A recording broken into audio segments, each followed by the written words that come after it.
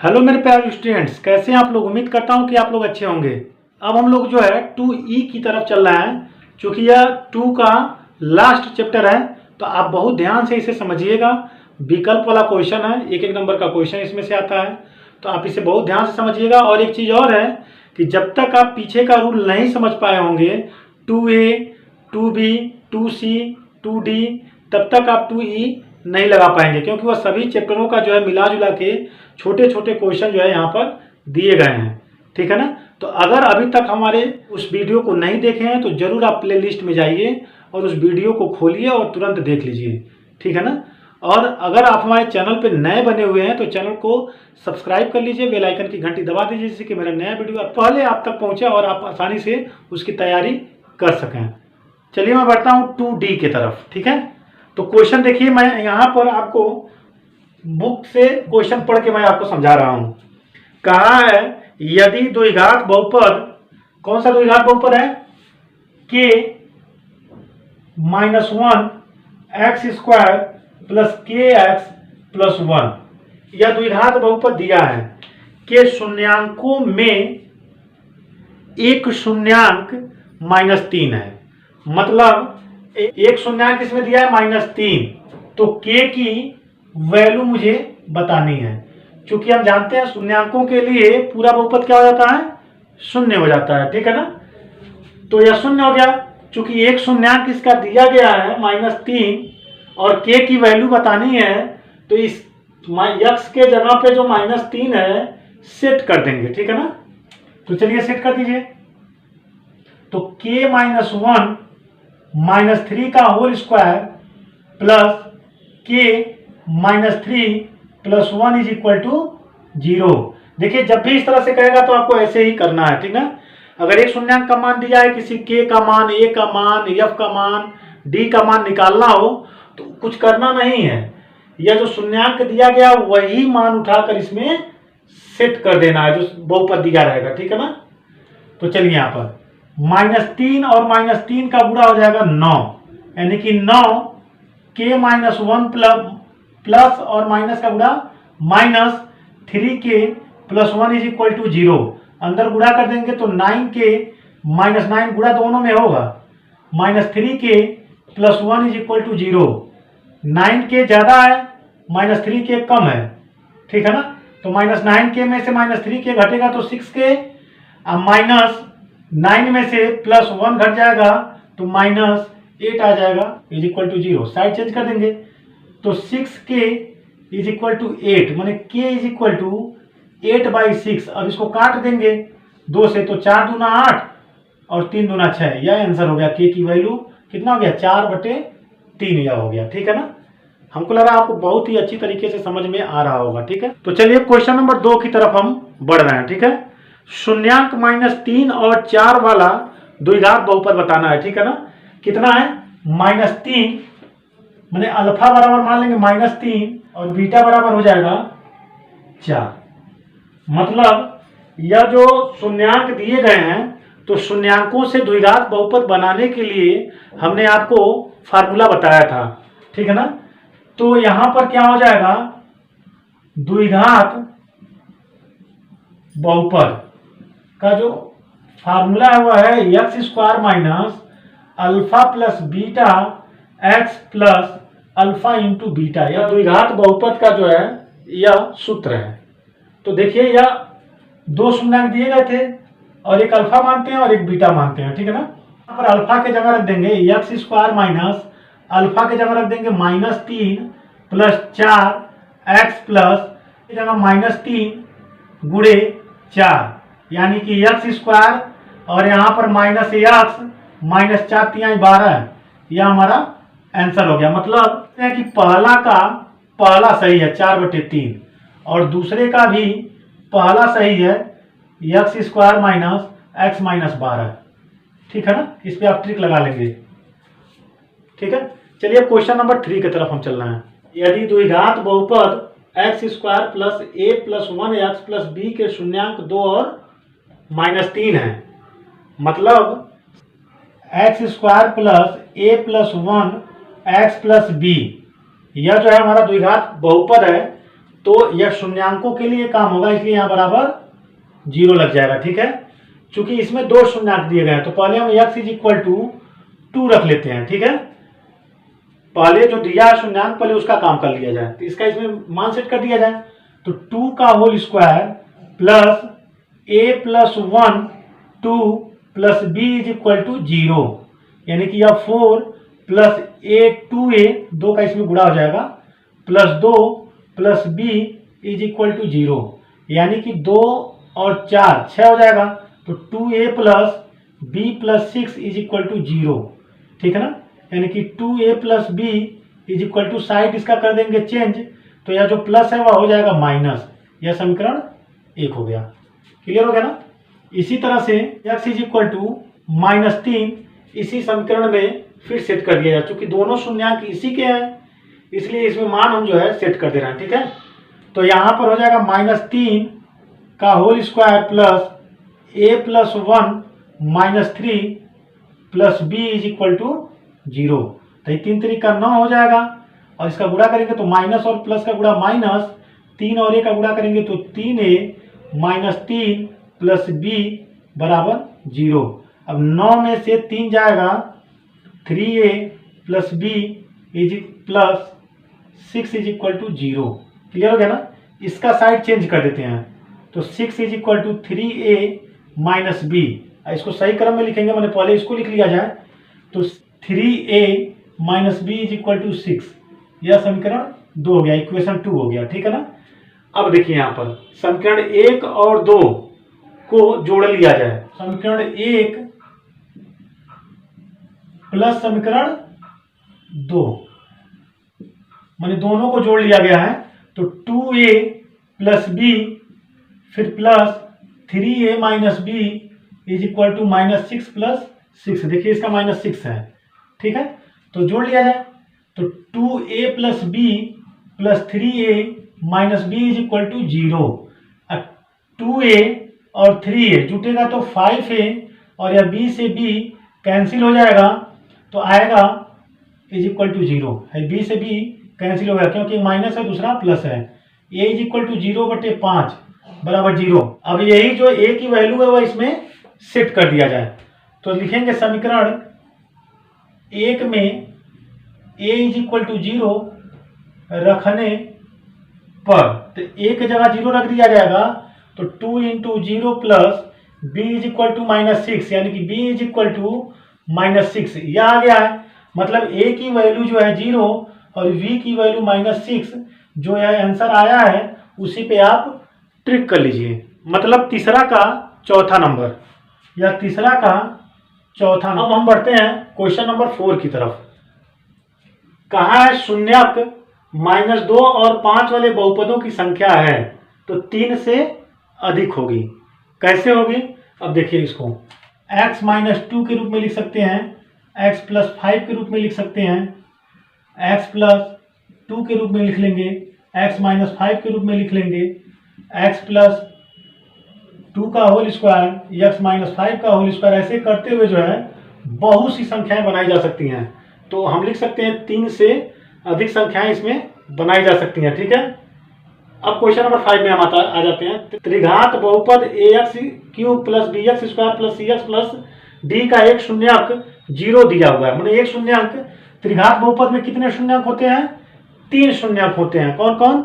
Alpha, beta और gamma हम लोग मान लेते हैं। तो इसमें एक शून्यक दिया गया है, अल्फा = 0 दिया गया है। ठीक है ना, और बीटा और गामा मान लिया जाए कि अलग 2 शून्यक जो है बीटा और गामा है। ठीक है ना, तो उन दोनों का जो गुणनफल का जो सूत्र होता है, क्योंकि दोनों शून्यकों का गुणनफल हमको बताना है, तो सूत्र के हिसाब से alpha beta, beta gamma plus gamma alpha बराबर c/a होता है। त्रिघात बहुपद के शून्यकों के गुणनफलों का योग जो होता है वह फार्मूला c/a होता है। नहीं पढ़े हैं तो आप पूरा दूसरा चैप्टर आप पूरा बढ़िया से पहले देख लीजिए, तब यहाँ आएंगे आप तो अच्छी तरीके से समझ में आएगा कि यह कहाँ से आ रहा है। मैंने त्रिघात बहुपद वाला जो लेसन था उसको मैंने बहुत ही अच्छी तरीके से पढ़ाया, तो आप जाके जरूर उसको पढ़िए। ठीक ना, तो चलिए, तो यह 0 हो गया, 0 × beta plus beta gamma plus gamma × 0 c/a। तो ये तो जीरो हो गया, zero plus beta gamma plus zero C upon A, मतलब beta gamma is equal to C upon A, यानी कि दो शून्यांकों का गुणनफल सी अपान ए है। यानी कि आप जो है ट्रिक लगा लेंगे दूसरा नंबर पे, आप दूसरे नंबर पे ट्रिक लगा लेंगे, ठीक है ना। क्वेश्चन नंबर 6 की तरफ, इसको बहुत ध्यान से देखिएगा।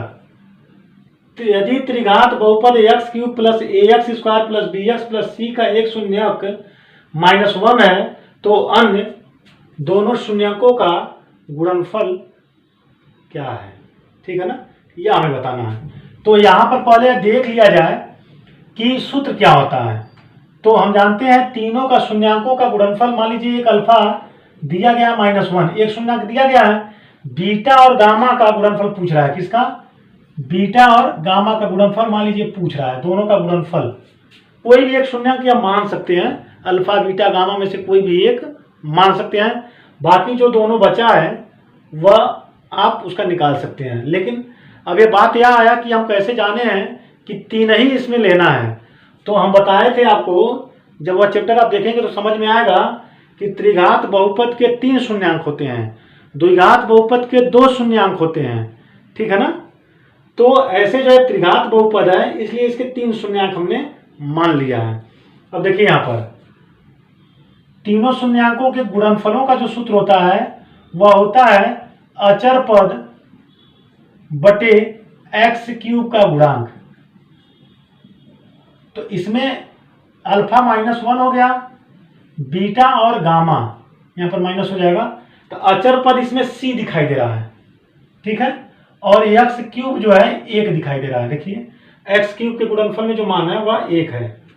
तो यहाँ पर माइनस से माइनस कैंसिल हो गया, beta gamma is equal to C आ जाएगा। अब आप यह सोचेंगे कि यह तो विकल्प में दिया नहीं है कि दोनों का गुणनफल सी है, तब क्या करेंगे। तो क्या किया जाए यहाँ पे मैं आपको समझा रहा हूं। तो जो शून्यांक दिया गया हुआ एक्स की वैल्यू होती है, तो यह सब समीकरण लिखिए, x cube plus A x square plus B x plus C is equal to 0। मान लिया जाए चूंकि शून्यांकों के लिए बहुपद, द्विघात बहुपद हो चाहे त्रिघात बहुपद हो, मान क्या होता है? 0 होता है, ठीक है। तो तब यहाँ पर जो है x इज इक्वल टू दिया है -1, मैंने एक शून्यांक इसका दिया गया है। अब यह मान यहाँ सेट कर दिया जाए, तो इतना a -1 का whole square plus b -1 plus c is equal to 0, यानी कि -1 plus a minus b plus c is equal to 0। तो c की वैल्यू इसमें क्या निकलेगा? तो c की वैल्यू इसमें जो निकलेगा वह b minus a plus 1। Side इस तीनों का जो है साइड हमने चेंज कर दिया है, तो c के जगह यहाँ पे वही मान सेट कर दिया जाए, ठीक ना। बेहतर तरीके से आपको एकदम समझ में आ गया होगा। कोई भी सवाल का बहुत ही आसान ट्रिक मैं बता रहा हूँ आपको, ताकि कहीं जो है कोई दिक्कत ना आए, ठीक है ना। आइए क्वेश्चन नंबर 7 की तरफ हम लोग चलते हैं। देखिए यहाँ दिया द्विघात बहुपद इतने के शून्यांक ज्ञात कीजिए। तो पहले द्विघात बहुपद हम लिख लें, तो X square plus 99 X plus 127 बराबर 0। अब इसको हम तुलना कर देंगे, A x square plus B x plus C is equal to 0 से तुलना करने पर ए की जगह हो जाएगा 1, बी की जगह हो जाएगा 99 और सी की जगह हो जाएगा 127। क्यों ऐसा हम कर रहे हैं? क्योंकि पहले इसका खंड ऐसे करेंगे, 127 से करने 127, तो गुणा करने पर जैसे मान लीजिए एक में 127 का अगर गुणा कर देते हैं तो 127 आ जाएगा। गुणा करने पर 127 आ जाए, जोड़ने चाहे घटाने पर 99 आ जाए, ठीक है ना। तो जोड़ने या घटाने पर जब 99 आ ही नहीं सकता है, तो इसलिए मुझे सीधाचार वाले सूत्र पर लगाना पड़ेगा। तो x is equal to minus b plus minus root में b square minus 4ac upon 2a, यह हमारा जो है फार्मूला है, ठीक है। अब इसमें हम मान सेट कर देते हैं, तो x is equal to -99 plus minus root में -99 का होल स्क्वायर माइनस 4 गुणे 1 गुणे 127 बटे 2 गुणे 1। x is equal to -99 plus minus root में 9801 इस वर्ग है इतना, माइनस इसका इसमें गुणा कर देंगे, 127 का 4 में गुणा कर देंगे तो 508 बटे 2 × 2। अब हो जाएगा x is equal to -99 plus minus root में, या घटा देंगे तो 92 93 आ जाएगा। इन दोनों का अगर घटा देंगे तो इतना आ जाएगा। क्लियर हो गया ना, बटे 2।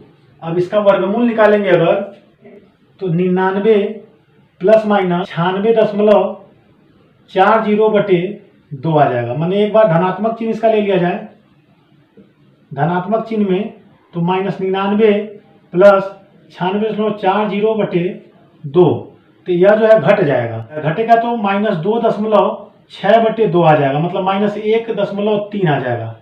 अब इसी का ऋणात्मक चिन्ह ले लिया जाए, ऋणात्मक चिन्ह लेने पर लेंगे तो -99 माइनस 96.40 बटे 2, इन दोनों को जोड़ेंगे तो 9 और 6 15, 9 9 18 1 19 बटे 2। इसको अब इसका आंसर भी कितने में आ जाएगा, माइनस में आ जाएगा, तो भाग देंगे तो आएगा 97.7 माइनस में। तो देखिए ये भी मान जो है ऋणात्मक निकला, ये भी मान जो है ऋणात्मक निकला। तो अब जो क्वेश्चन पूछ रहा है उसके हिसाब से दोनों जो शून्यांक होंगे इसके, वह दोनों शून्यांक कैसे होंगे, ऋणात्मक होंगे। क्लियर है ना। तो अब चलिए क्वेश्चन नंबर 8 की तरफ। देखिए यहाँ पर क्वेश्चन नंबर 8 क्या बोल रहा है, द्विघात बहुपद x² plus kx plus k is not is equal to 0 के शून्यांक बराबर हैं। तो हमने लिखा है दोनों धनात्मक नहीं हो सकते। क्यों नहीं हो सकते, क्योंकि यहाँ भी धन है, यहाँ भी धन है, यहाँ भी धन है, माने तीनों पदों में यह धनात्मक मान है। तो जब तीनों पदों में धनात्मक मान है तो एग्जाम्पल के तौर पे मैं आपको समझा दूं तो आप यह समझ सकते हैं। जैसे अगर कोई धनात्मक मान ले लिया जाए x² plus 5x plus 6 is equal to 0, तो इसका खंड करेंगे तो x² plus 2x plus 3x plus 6 is equal to 0, इसमें x कॉमन ले लेंगे और इसमें भी 3 कॉमन हो जाएगा, is equal to 0, x plus 2 x plus 3 is equal to 0। इन दोनों में से x प्लस 2 कॉमन हो गया है, तो x plus 2 is equal to 0, x plus 3 is equal to 0, यानी x is equal to -2, x is equal to -3। देखिए दोनों में माइनस आ गया ना, मतलब अगर यह तीनों धनात्मक मान है तो निश्चित ही जो है यह ऋणात्मक मान इसका आएगा। तो देखिए यह तीनों धनात्मक है ना, तो दोनों धनात्मक नहीं हो सकते हैं। समझ आ गया ना। इस पे आप ट्रिक लगा लीजिएगा, वाले पे आप ट्रिक लगा लेंगे, ठीक है। इसी तरह से इसका नौवां देखिए, यदि द्विघात बहुपद ax² plus bx plus c is not is equal to 0 के शून्यांक बराबर हैं, ठीक है ना। तो यहाँ पर c और a एक ही चिन्ह के हैं। देखिए यहाँ पर इसी का एग्जाम्पल मैं यहाँ भी आपको दे रहा हूँ। तो अगर आप इसको हल करेंगे, देखिए यहाँ भी एक प्लस है, प्लस है, प्लस है, तीनों का चिन्ह सेम है। तो जब तीनों का चिन्ह सेम है, साइन सेम है, तो यह दोनों ऋणात्मक मान ही निकलेंगे, या तो दोनों धनात्मक मान ही निकलेंगे। अगर चिन्ह यहाँ बदलेगा तो धनात्मक निकलेंगे, अगर चिन्ह तीनों का सेम है तो क्या होगा, ऋणात्मक मान ही निकलेगा, ठीक है ना। तो C और A एक ही चिन्ह के होंगे, C और A एक ही चिन्ह के होंगे, ठीक है। अगला देखते हैं, यदि x² plus ax plus b के रूप के एक द्विघात बहुपद का शून्यांक दूसरे शून्यांक का ऋणात्मक हो तो क्या करेंगे, ठीक है ना। मतलब एक द्विघात बहुपद का एक शून्यांक दूसरे शून्यांक का ऋणात्मक हो तब क्या होगा। तो इसमें आप इस पर टिक लगा दीजिएगा। पहले नंबर पे इसमें कोई रैखिक पद नहीं है। जब द्विघात बहुपद का है तो रैखिक पद का कोई मतलब नहीं होता है, क्योंकि रैखिक जो पद होते हैं उस पर सबसे बड़ी घात जो होता है वह 1 होती है, और द्विघात में जो सबसे बड़ी घात होती है वह 2 होती है। तो इसमें कोई रैखिक पद नहीं है तथा अचर पद ऋणात्मक होता है। समझा गया ना। 11 नंबर का है, तो 11 का चौथा सही है। इसमें पूछ रहा है कौन द्विघात बहुपद नहीं है, ठीक है ना। तो यह देखिए इसके शून्यांक कितने होंगे, यह अक्ष को 3 जगह काट रहा है, मतलब इसके शून्यांक जो होंगे वह 3 होंगे। तो जब शून्यांक 3 है तो मतलब ये त्रिघात बहुपद के शून्यांक होंगे। समझ आ गया ना। तो द्विघात बहुपद का शून्यांक नहीं है, तो इसके लिए यह आप ट्रिक लगा लेंगे, क्योंकि यह त्रिघात बहुपद का शून्यांक है चौथा। 11 का चौथा नंबर सही है, ठीक है ना। तो अभी तक आप हमारे चैनल को सब्सक्राइब नहीं किए तो चैनल को सब्सक्राइब कर लीजिए, बेल आइकन की घंटी दबा दीजिए, जिससे कि मेरा नया वीडियो अब तक आसानी से पहुंच जाए। और वीडियो को अगर लाइक नहीं किए तो वीडियो को लाइक भी कर दीजिए। इन पूरे क्लास 10th की पढ़ाई जो है बहुत ही बेहतर तरीके से होने वाली है, ठीक है ना। तो चलिए अब हम जो है तीसरे चैप्टर को लेकर आपसे मैं मिलूंगा, ठीक है।